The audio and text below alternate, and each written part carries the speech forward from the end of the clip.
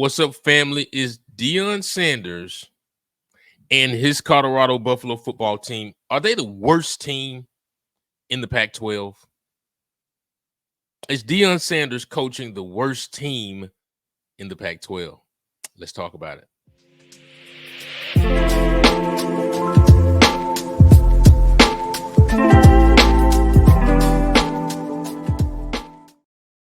What's up, family? I hope that you're well. I hope that you are blessed. I hope that you are safe. This is the Damien Jones podcast. I'm your host, the Reverend Damien Jones. Hope you're well, blessed, and safe. Make sure you subscribe right now. Subscribe. Hit the subscribe button right now. Hit the like button. Get ready to leave a comment for us.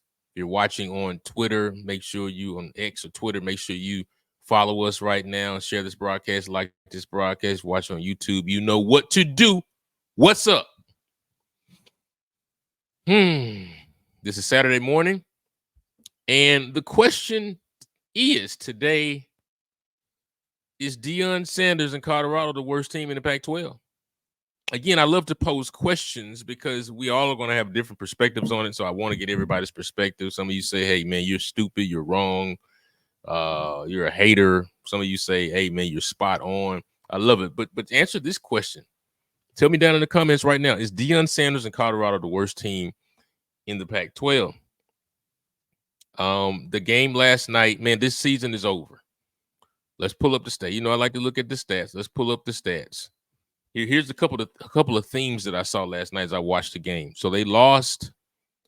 Man, this thing is crazy. So they lost. Let's pull it up, y'all. 56. Where is it? 56-14 last night to a. Here's the thing, to a Washington State team that had just lost 6 straight games. So both teams came into this game 4-6.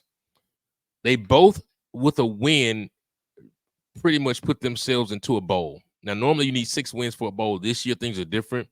So a 5-7 team could make a bowl. By losing last night, Colorado eliminated themselves from bowl contention, which I was really looking forward to them making a bowl, to be honest with you. All they need is one more win. Listen, the Stanford win, had they won that Stanford game, they'd be in a bowl right now. Can't lose 30-point leads. But they lost last night. It was ugly. It was 42-7 at halftime. The run defense, again, did not show up. You know, Washington State jumped out really early with running the ball down the throat, and then they got a very timely turnover. They hit Shador. He fumbled the ball, scoop and score for 14 points. Then they came right back and no, scoop and score. And then Colorado comes down and gets a nice touchdown with Travis makes a great play. It was like a 40-yard touchdown. Shador makes a nice throw. And now the score is 14-7. The ensuing kickoff, Washington runs it back. They run the kickoff back. Man, this team is bad in every phase of the game. Offense, defense, special teams. This is a bad, as I've been telling y'all, this is a poorly coached team. But I will say this. They had a lot of injuries coming into this game, so a lot of guys did not play. Omarion Cooper, I think he's the other starting cornerback. He did not play. So that means Cormani had to start. We're going to talk about that. Cormani, man, he's just not ready for D1 football right now. I think they need to move him to safety because he's not fast enough. And so when teams saw that he's starting, they targeted him all night. They went after him all night, and he got burned up and down the field. Cormani McClain, good kid, but he is not ready to play press coverage. He needs to stay back in zone coverage. He's not fundamentally sound. And they just targeted him all night and just made a mockery of him on the football field last night. It was bad. It was bad, right? The run defense was awful. Travis was, he was good on offense, but defensively he's just regressing every week. Every week he's regressing. I think I'm gonna try to find those videos where I can show you some of that. But the injuries played a part. The run defense was awful as normal, and it was just a good old fashioned butt whipping. But look at this: the last game that Colorado won was Arizona State, and they had to come back and they got that win. Remember the last game they won is when Shador went directly after the game to the student section of Arizona State and did the watch kind of wave thingy. And I thought it was so tacky and tasteless. And they haven't won a game since. And they won't win a game. And I said this weeks ago, they will not win another game. So they have now lost 1, 2, 3, 4, 5 consecutive games. The game at Utah next week is going to be a loss as well. They're not beating Utah. There's going to be 6 straight games. So that means they've lost 1, 2, 3, 4, 5, 6, 7, 8. They've lost 7 of the last 8. 1, 2, 3. Yeah, man, they started off fast, 3-0. And then the losing list, look at this. This is, I mean, you talk about being humble. Man, there's some changes that have to be made in this program, right? But look over here. Let's look to my right over here. See where my cursor is. Are they the worst team in the Pac-12? Yes. These are the Pac-12 standings right here. They are the worst team in the conference. The worst team in the conference. Now, they may have one more win than Arizona State and Stanford, but both of those teams beat them. So they're the worst team in the conference, right? So they're 1-7. They're going to lose next week and be 1-8. I mean, Washington State lost 6 consecutive games. They started off 4-0 and then lost 6 straight, and they came in and beat the dog crap out of this team. Man, I don't know what else to say. This is the worst coach team in the conference. This is the worst team in the conference. I was going to try to make the argument that they're the worst team in the country, but there are some teams like, here are the current losing streaks in college football right now. Vanderbilt has lost 9 straight. University of Louisiana Monroe has lost 8 straight. And then Colorado, Louisiana Tech, and Tulsa. Well, no. Tulsa has lost 7 straight. Colorado and Louisiana Tech have lost 5 straight. Those are the current longest losing streaks in the country. And so, but here's the thing: 1-7. You may say, well, they're much better than last year. They're much better than last year, Damien. Even though they're 1-7, they've come along. He's brought them further. I don't know. Let's look at what the numbers say.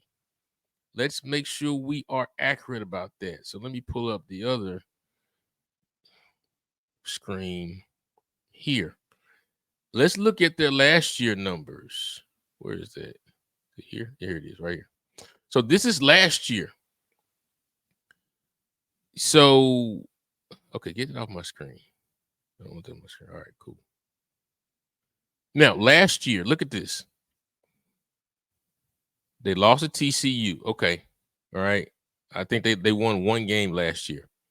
But look at their conference schedule right here. UCLA lost. Arizona lost. California win. So now they're 1-2, 1-3, 1-4, 1-5, 1-6, 1-7, 1-8. So last year, from a conference standpoint, they were 1-8, and they're on par to be 1-8 again. So where's the progress? And last year's team, 1, 2, 3, 4, 5, 6, lost their last 6 games.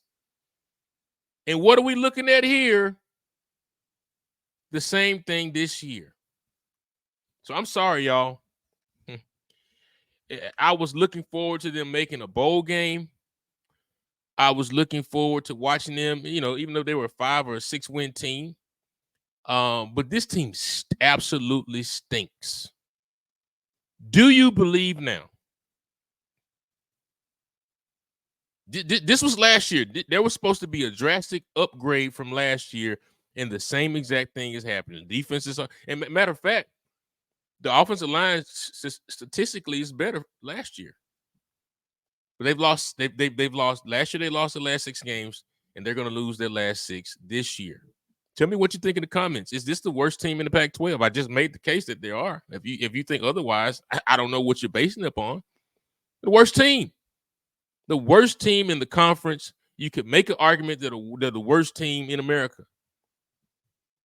With the worst coach. Let me just say it. I don't care if y'all get any feelings. This is the worst coach and the worst coaching staff in America. Charles Kelly is awful. The combination of Pat Shermer and Sean Lewis are awful. Deion Sanders is an awful head coach. Dylan Edwards needs to run for the hills and transfer.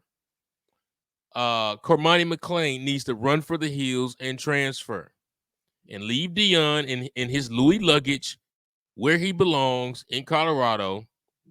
Texas A&M definitely doesn't want a loser as a coach who can't build a program.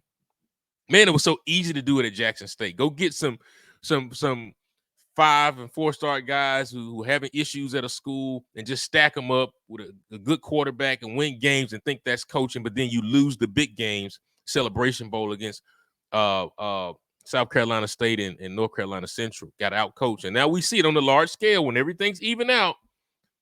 This man can't coach his way out of a paper bag. Tell me what you think in the comments. I'm sick of it. This is the worst team in the Pac-12. There was no upgrade from last year. Get mad at me all you want to. I don't care. But I'm here to just tell you the truth. Make sure you share this. Listen, share this. When I post this video, copy the link and share it to 2 friends. Send it to 2 friends for me. Whether they like Deion, love Deion, whether they hate the program, love the program, let's get the conversation started because this is the worst team in the Pac-12 by far. There's really no argument around it. I appreciate you.